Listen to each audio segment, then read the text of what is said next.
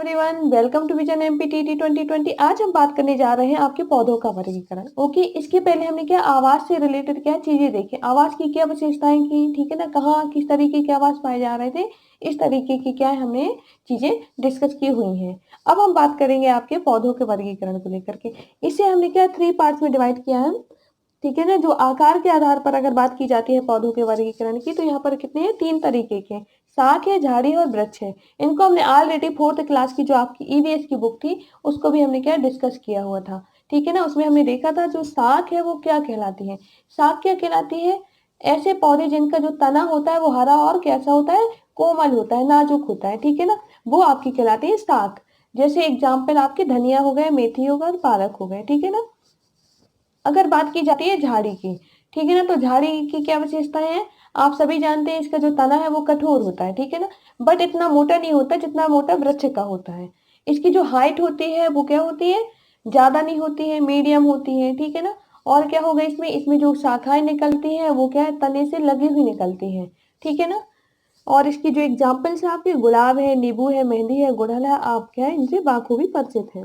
Next बात करें अगर वृक्ष की, तो वृक्ष की आप सबसे बड़ी बात जानते हैं कि हाइट कितनी ज्यादा होती है या नहीं। और अगर बात की जाती है वृक्ष की, तो जो तना होता है वो क्या काष्ठी या भूरे रंग का होगा, और वो तना क्या होता है, मोटा होता है, ठीक है ना। कैसा होगा, कठोर तो रहेगा ही रहेगा, लेकिन क्या है साथ में मोटा होता है, ठीक। और इसमें क्या है, इसके अंतर्गत आपके आम, नीम, पीपल, बरगद, ये सारी चीजें आ जाती है। अब हम बात करेंगे आपकी लताएं। लताओं में आपने पढ़ा होगा बिसर्पी और आरोही, हमने ऑलरेडी पढ़ के रखा है, ठीक है ना। जो बिसर्पी होती है वो जमीन में ही फैली होती है, और आरोही जो होती है वो किसी का सहारा मिलती है, क्या होती है, अपने आप को ऊपर की ओर चढ़ा लेती है, ठीक। बिसर्पी के अंतर्गत आपके खीरा है, तरबूज और खरबूजा है, ठीक है ना। ये सारी चीजें आ जाएंगी। इनके थोड़ा एग्जाम्पल्स आपको क्या याद रखना है, ठीक है ना। या तो आप बिसर्पी की क्या है विशेषताएं याद रखें, या फिर क्या स्पेशली आप क्या इनको गूगल में डाल करके भी खीरा की क्या है जो जड़ें हैं, ठीक है ना, उनकी क्या फोटोज वगैरह आप इमेजेस देख सकते हैं, जिससे क्या हो आपको लंबे समय तक चीजें याद रहेंगी।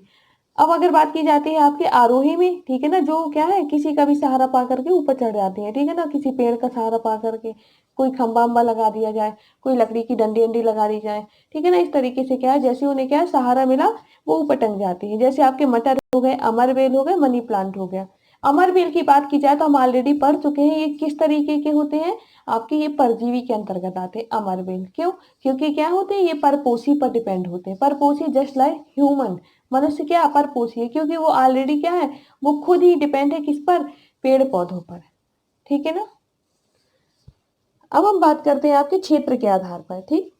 क्षेत्र के आधार पर अगर हम डिवाइडेशन करते हैं पौधों का, तो आप देख सकते हैं जलोदविद, जैसा कि इसके नाम से स्पष्ट है, जलोदविद यानी कि जल में पाए जाते हैं, ठीक है ना। अब जो पौधे जल में पाए जाते हैं तो सिंपल सी बात है उनकी जड़ें क्या होंगी, ज्यादा गहराई तक तो जाएंगी ही नहीं, ठीक है ना। अर्थात इनकी जो जड़ें हैं वो थोड़ा कम विकसित होती हैं, ठीक है ना। जैसे आपके एग्जाम्पल कमल है, हाइड्रोला है, जल लिली है, ठीक। आपको क्या है इसके एग्जाम्पल याद रखना है, जैसे कमल है, हाइड्रोला है, जल लिली है, ये क्या है आपके जलोद्भिद में आते हैं, ठीक है ना। अगर बात की जाती है आपकी लवणोद्भिद की, लवणोद्भिद में आप पाएंगे आपके दलदली क्षेत्र में क्या है पाए जाते हैं, ठीक है ना। दलदली क्षेत्र में क्या होते हैं, पाए जाते हैं। और इनकी जो जड़ें होती हैं वो जमीन से ऊपर होती हैं, इनकी जो क्या होती हैं जड़ें, इनकी जो जड़ें होती हैं वो जमीन से ऊपर होती हैं, ठीक है ना। कैसे ऊपर होती है, आपने देखा हो, जैसे ये है आपका, तो ये आपकी जड़ आएगी यहाँ तक आएगी, फिर ये थोड़ी सी इतनी जा करके सतह तक आकर के फिर वापस चल जाएगी, फिर ये इतनी आएगी, फिर ये वापस चल जाएगी। इस तरीके से क्या होगा, ये नीचे आएगी, फिर ये वापस चल जाएगी, इस तरीके से होगी, ठीक है ना। मतलब ज्यादा गहराई तक नहीं जा रही, वही सतह तक आकर के फिर वापस मुड़ जा रही है। तो ये आपकी क्या होती है, जड़ें जो होती हैं वो आपकी जमीन से क्या होती है, ऊपर ही होती है, ठीक है ना। अगर बात की जाती है इनके एग्जाम्पल की, तो मैंग्रोव और सुंदरी वृक्ष, मैंग्रोव कहिए या सुंदरी वृक्ष, ठीक है ना, ये दोनों एक ही चीज है। एक्चुअली हुआ क्या है, जो आपके मैंग्रोव वन है हम इन्हें क्या बोलते हैं, सुंदर वन का डेल्टा बोलते हैं या नहीं। अब मैंग्रोव जो वनस्पतियां पाई जाती है, मैंग्रोव वनस्पति की ही क्या है एक स्पीसीज है, ठीक है ना। एक स्पीसीज क्या हुई आपकी, सुंदरी नामक वृक्ष, और उसी वृक्ष के नाम पर क्या है ये सुंदर वन का डेल्टा नाम पड़ गया इसका। तो इसको क्या बोलने लगे हम, सुंदर वृक्ष ही बोलने लगे, सुंदरी वृक्ष बोलने लगे, सुंदरवन का डेल्टा बोलने लगे, ठीक है ना। और आपको पता है जो हमारी जो गंगा ब्रह्मपुत्र है वो क्या है, बंगाल की खाड़ी में क्या है डेल्टा बना ही रही है। तो इनके ही क्या होते इर्द गिर्द पूरा जो आपका क्षेत्र है गंगा और ब्रह्मपुत्र डेल्टा का, उसमें क्या है, पूरे में आपके मैंग्रोवन वनस्पतियां फैली हुई हैं, ठीक है ना। इसलिए हम क्या बोलते हैं, इसको सुंदरवन का डेल्टा भी बोलते हैं, ठीक।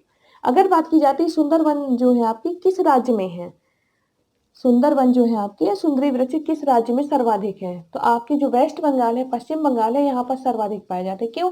जो आपकी गंगा और ब्रह्मपुत्र की नदियां हैं वो आकर के क्या होती हैं, वेस्ट बंगाल से होते हुए क्या होती हैं, बंगाल की खाड़ी में जाती है, ठीक है ना। तो इसका पश्चिम का जितना भी एरिया होता है तो वो मैक्सिमम क्या होता है, इंडिया कवर करता है, और जो पूर्व का एरिया होता है गंगा और ब्रह्मपुत्र के, वो आपका कवर करता है कौन, वो कवर करता है आपका बांग्लादेश।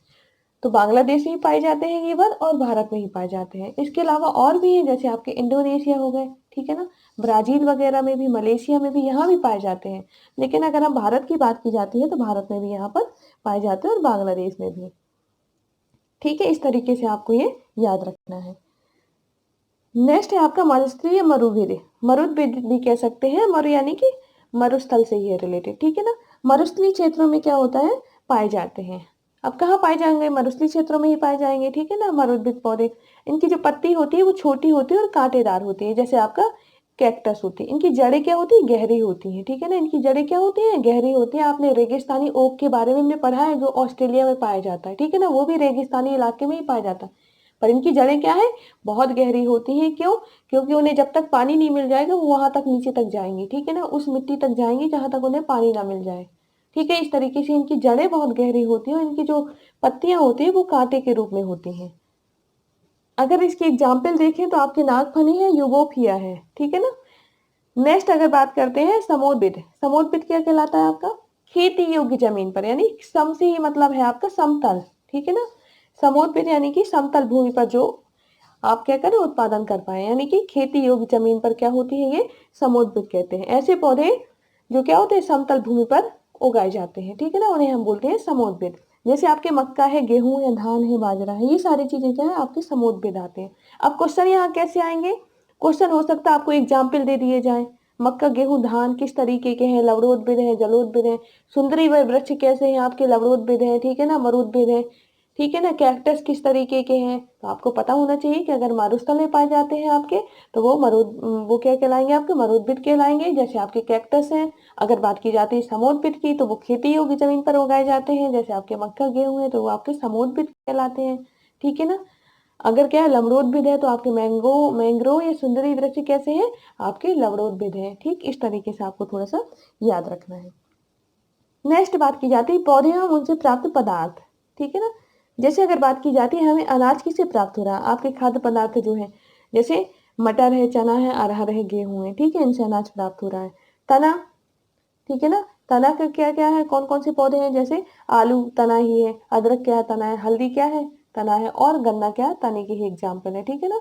हम इनका क्या तना ही खाते हैं, ये तने के ही रूपांतरित भाग होते हैं, आलू, अदरक, हल्दी और गन्ना, ठीक। फल की बात की जाती है तो आपकी तुरई, भिंडी, टमाटर क्या होते हैं, फल होते हैं, ठीक है ना। इनको फल के अंतर्गत रखते हैं, सब्जी के अंतर्गत नहीं रखते हैं, इनको फल के अंतर्गत रखते हैं, ठीक है ना। नेक्स्ट है आपका खाद्य तेल, ठीक है ना। खाद्य तेल या अर्थात में जो खाद्य तेल है हम लोग जो यूज कर रहे हैं, ठीक है ना, हम उसको किससे प्राप्त करते हैं, ये बात यहाँ पे बताई जा रही है। जैसे बीज से भी हम प्राप्त करते हैं, जैसे आपके सरसों के बीज हो, ठीक है ना, सरसों होती है जो आपकी, मूंगफली है, उससे भी हम क्या है, तेल प्राप्त कर रहे हैं। तिल है, ये क्या अपने अपने बीज है, और इनसे हम क्या कर रहे हैं, प्राप्त करते हैं तेल, ठीक है ना। बीज से हमारे सरसों, मूंगफली और तिल एग्जाम्पल हो जाएगा। अगर बात की जाती है आपके फूलों की, तो चमेली हो जाएगा, फूल के अंतर्गत चमेली का आपने फूल सुना, तेल सुना होगा। गुलाब है, तो ये सारी चीजें क्या है, आपके फूलों से बनने वाले हैं, ठीक है ना। जो हमें तेल प्राप्त हो रहा है फूलों से प्राप्त होता है, ठीक है ना, आपका चमेली, गुलाब, एक्सेट्रा, सनफ्लावर जो आप बोलते हैं, ठीक है ना, सूरजमुखी, उससे भी प्राप्त होता है, ठीक है ना, वो भी एक फूल ही है। अगर फल की बात की जाती है तो आम है, अमरूद है, सेब है, केला है, इनसे भी क्या होता है, हमें तेल प्राप्त होता है। भले हम लोग उपयोग नहीं करते, लेकिन इनका भी क्या होता है, इनसे भी तेल प्राप्त होता है, ठीक है ना। आम, अमरूद, सेब और केला से, ठीक। नेक्स्ट बात की जाती है पौधों से प्राप्त औषधियां कौन कौन सी हैं। अगर नीम की पत्ती की बात की जाती है तो आपको पता है कि ये त्वचा रोग के लिए बेहतर है और जीवाणु प्रतिरोधक भी है, ठीक है ना। अफीम की बात की जाती है तो ये मॉर्फिन से प्राप्त की जाती है, ठीक है। जो मॉर्फीम है वो अफीम से प्राप्त की जाती है, ठीक है ना। जो पेंसिलिन है आपकी वो कवक से प्राप्त हो जाती है, कवक नमक, है ना। और अगर कुनैन की बात की जाती है सिनकोना से, सभी को पता है। एट्रोपिन जो होती है बेलाडोना से प्राप्त होती है। रक्त शुद्ध करने का कार्य कौन करती है? आपकी हल्दी। अगर आप हल्दी लेते हैं तो आपका क्या रक्त शुद्ध होगा। अगर क्या है जुकाम और खांसी की बात की जाती है तो तुलसी का लोग, तुलसी फायदेमंद है यहाँ पर, है ना। तो ये औषधि के रूप में काम आती है। अर्जुन एक क्या होता है? वनस्पति होती है, एक औषधि होती है, ठीक है ना। आपके एमपी बोर्ड की बुक में दी हुई है ये चीजें। आप और भी देख सकते हैं, स्पर्शगंधा वो भी आपके रक्तचाप में काम आती है, ठीक है ना। और जो आपके अर्जुन है वो कान के दर्द व रक्तचाप में काम आती है। इस तरीके से क्या है एमपी बोर्ड की बुक में आपके सीधा सीधा दिया हुआ है। जल कुंभी को क्या बोलते हैं हम? बंगाल का आतंक बोलते हैं। जल कुंभी को हम बोलते हैं बंगाल का आतंक, ठीक है ना। क्वेश्चन यहाँ से आ सकता है ये वाला। अगर बात की जाती है आपके कच्छ के रण में, तो आपको पता है कि जंगली गधे के लिए स्पेशली क्या होता है? कच्छ के रण को, कच्छ का रण क्या है? फेमस है। जंगली गधे वगैरह स्पेशली जो ये होते हैं जंगली गधे वगैरह, ये क्या होते हैं? दलदली एरियाज में पाए जाते हैं, ठीक है ना। ये याद रखना है। गिर के अगर वन में देखे जाए गुजरात में, तो एशियाई शेर के लिए पता है, सभी को पता होगा एशियाई शेर के लिए क्या फेमस है। अगर बात की जाती है एक सींग वाला गैंडा, तो आपको पता है असम का काजीरंगा, ठीक है ना। कान्हा किस लिए आपका एमपी में है, जो आपका मंडला जिले में आता है। पेरियार की बात की जाती है केरल में है, ठीक है ना। कान्हा किस लिए? बाघ के लिए रहता है वैसे तो। बांधवगढ़ की बात की जाती है, ये भी आपके एमपी में है। अब बांधवगढ़ आपका क्या है? एमपी में भी अगर आपको याद रखना तो आप उमरिया याद रख सकते हैं। तो मतलब ये क्या है आपके एमपी बोर्ड की बुक में दिए थे जो इंपॉर्टेंट फैक्ट, वो सारी चीजें डिस्कस की हैं। अगर आप पढ़ भी रहे हैं तो इन्हीं का डिटेल पढ़िए, इन्हीं का डिटेल पढ़िए, क्योंकि क्वेश्चन यहाँ से बाहर नहीं जा रहा, ठीक है ना। आई होप आप सारी चीजें समझ गए होंगे। Thank you to all.